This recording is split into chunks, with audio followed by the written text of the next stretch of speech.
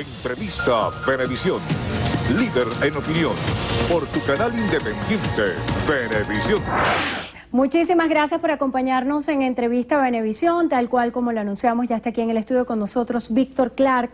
Él es diputado ante la Asamblea Nacional en representación del Partido Socialista Unido de Venezuela. Gracias por acompañarnos. Mucho gusto, Andrina. El gusto es mío estar aquí en tu programa, en la entrevista. Hay muchísimos temas que conversar, sobre todo haciendo un análisis a algo que llamó muchísimo la atención, y es que el Tribunal Supremo de Justicia declara nulos todos los actos de la Asamblea Nacional en obediencia a lo que ellos consideran un desacato a la sala electoral.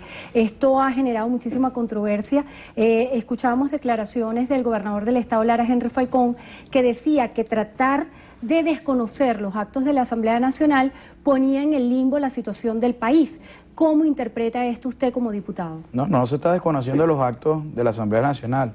Lo que se está desconociendo es su legalidad en cuanto a un conjunto de derechos también y de la Constitución y de leyes vigentes que debemos cumplir todos, más allá de que seamos un poder o seamos diputados. En este caso también lo que está respondiendo el TCJ es ante un recurso que ejercieron los diputados y diputadas, que ejercimos los diputados y diputadas del Bloque de la Patria, cuando incorporaron a unos ciudadanos que no tienen, en este caso, la inmunidad ni tienen la atribución, por decirlo así, de ser diputados frente a una decisión de la sala electoral del TCJ, y que en este caso los incorporaron, y que nosotros muy bien se lo dijimos responsablemente en el seno de la discusión de la Asamblea, y después también fuimos formalmente al TCJ a hacer cumplir lo que le corresponde al TCJ, de que se apliquen y se cumplan las sentencias del Tribunal Supremo de Justicia. Ahora bien, diputado, yo le pregunto, en respeto a los derechos de los electores, ¿qué considera usted se debería hacer en el estado de Amazonas? Hoy es 6 de septiembre. Han pasado muchísimos meses sin que exista representación de este estado en el Parlamento. Nosotros también en su momento, momento, ¿qué es lo que se debería hacer? Convocar unas elecciones y que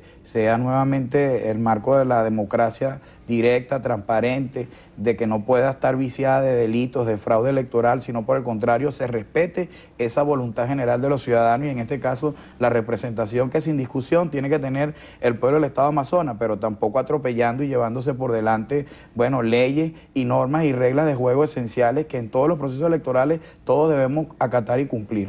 El día de hoy la rectora Socorro Hernández anunciaba también que entre el 14 y el 16 de septiembre se dará anuncio de lo que va a ser el cronograma para la recolección del 20% de las firmas. Ella aseguraba cuando ofrecía estas declaraciones que las presiones que mantiene la Mesa de la Unidad Democrática tienen un carácter más político que real, porque ella está diciendo que el cronograma ya está listo.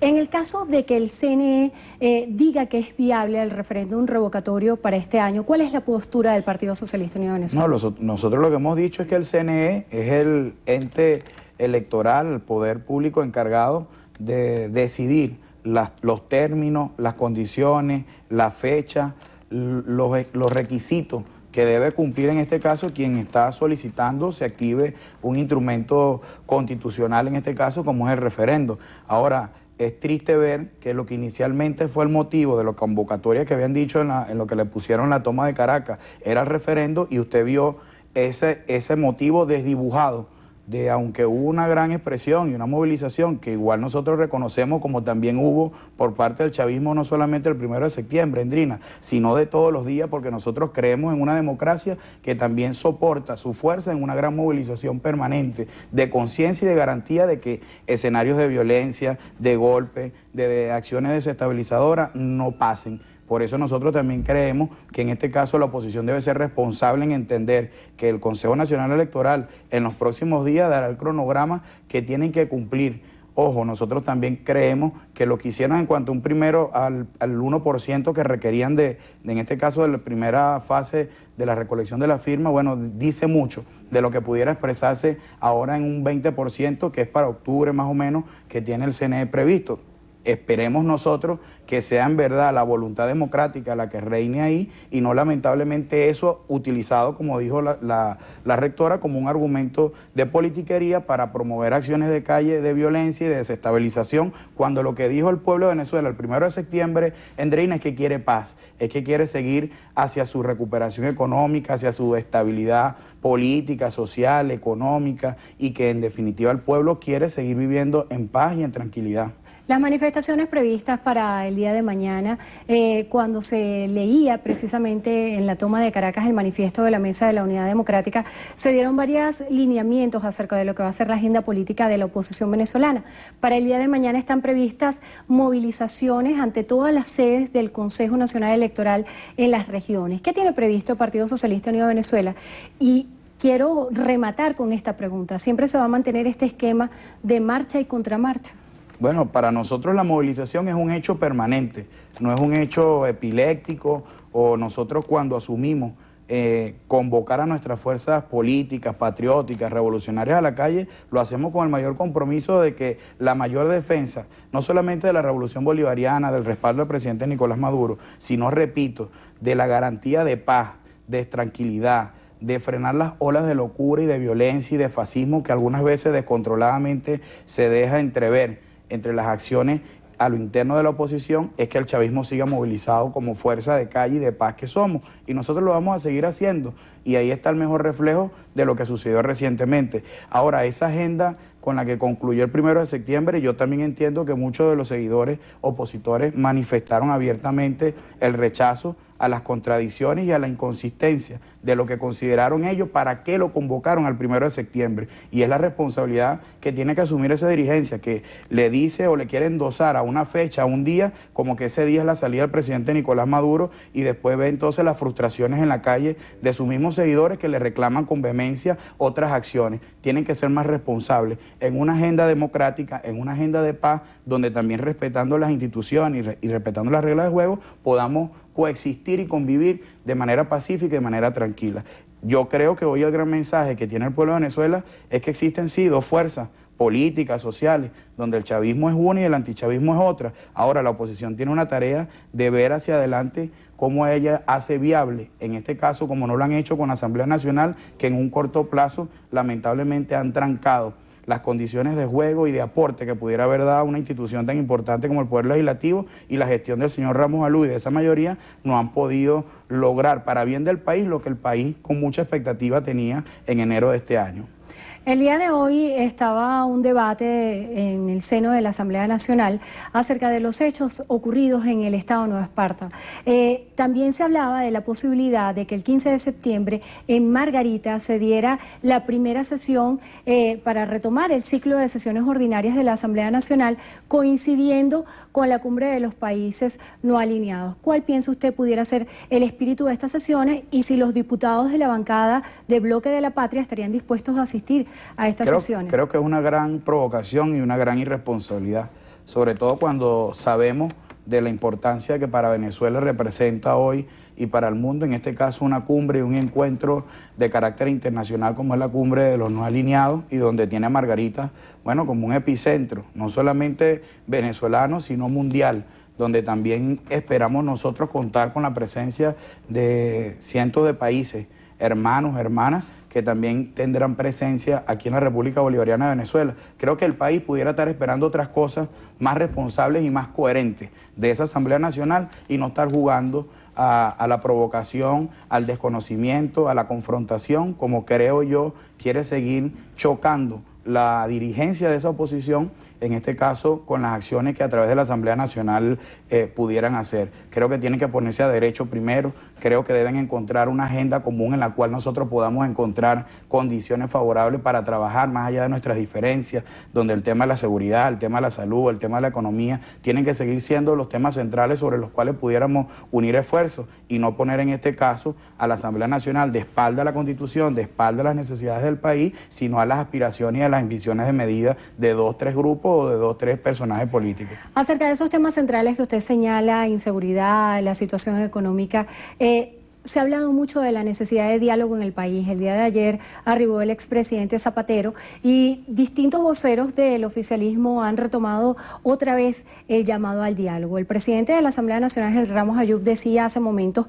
que las acciones del gobierno son contrarias al diálogo cuando hacía referencia a procesos de detenciones que consideran irregulares. ¿Qué hace falta para que exista el diálogo en Venezuela? No, tener voluntad, ser coherente, tener compromiso, repito, con una agenda y con unos puntos que sobre nuestras diferencias y sobre nuestras visiones totalmente distintas de cómo vemos nosotros la sociedad, de cómo vemos nosotros la gestión pública y para qué se pone al servicio la riqueza que se produce en un país. Creo que el país requiere y nos exige también a nosotros responsablemente sumar esfuerzos y sumar voluntades. Es lo que ratificó el 1 de septiembre.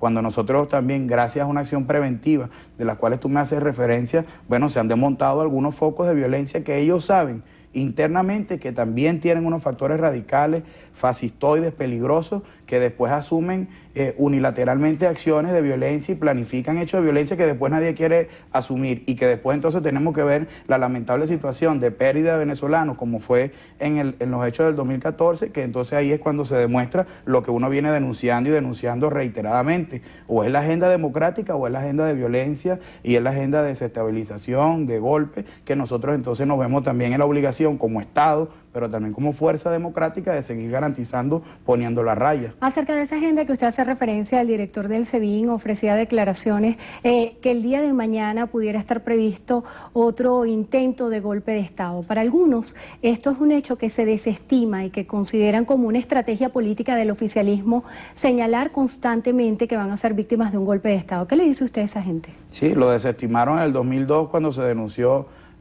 mucho antes, lo desestimaron en el 2003 con el sabotaje petrolero, lo han desestimado con las guarimbas en aquellos años y después en el 2014, y al final ahí está un hilo que al final habla mucho de la lamentable situación en que muchos de la dirigencia opositora, al ver fracasada su agenda democrática, recurre a otras agendas que precisamente no están dentro de la Constitución y dentro de la democracia. Diputado, tenemos un conjunto de preguntas que hace la audiencia. Le voy a pedir que sea muy breve para poder abarcar el mayor número. Junior Man, @21, pregunta, ¿por qué si tienen tanto pueblo quieren atrasar el referéndum revocatorio y hasta las mismas regionales para gobernadores? No, eso tiene que preguntárselo a la dirigencia opositora, que en enero tenía que haber asumido como prioridad esa agenda y haber convocado en los tiempos y en los lapsos al CNE para cumplir con el referéndum. Nosotros no lo estamos negando. Es responsabilidad de ellos si el año que viene cumplen con todas las condiciones y requisitos que va a establecer el CNE en el cronograma electoral que anunciará recientemente. José Alejandro Duero pregunta, ¿no cree que ha pasado suficiente tiempo para dar solución a los diputados? ¿Por qué no reconocen a los diputados adjudicados por el CNE? No, es que no se trata de reconocerlos a ellos o no, se trata de que fue viciado un proceso electoral y se suspendió por decisión de la Sala Electoral del TCJ y por el Consejo Nacional Electoral, y hasta tanto no se determinen las razones de fondo, si se convoca una nueva elección, esos ciudadanos, como también los ciudadanos nuestros que fueron por el PSUV, no son diputados. Esa ilegalidad es la que cometió y es ahí el delito de origen, que sigue expresando la nulidad de los actos de todo lo que cometa, y por eso el TCJ se lo ratificó ayer en su sentencia. Mario Álvarez hace una pregunta, diputado, ¿cómo hace un padre de familia para comprar la comida del mes, los útiles escolares y el uniforme de 2 hijos con un sueldo mínimo? Sí, es la gran tarea, frenar la inflación, la especulación desmedida, recuperar el poder y proteger el poder adquisitivo de la familia, del hogar, del trabajo venezolano, del trabajador venezolano. Creo que es la gran prioridad nacional. El presidente ha centrado todo su esfuerzo y este plan de estos 4 meses, por supuesto que apunta a que nosotros podamos llegar a diciembre en paz y en un camino de recuperación. Ya para cerrar, Luis Martínez pregunta, ¿cuál ha sido la gestión de la Asamblea Nacional ante la ayuda internacional y si considera positiva la intervención de Zapatero?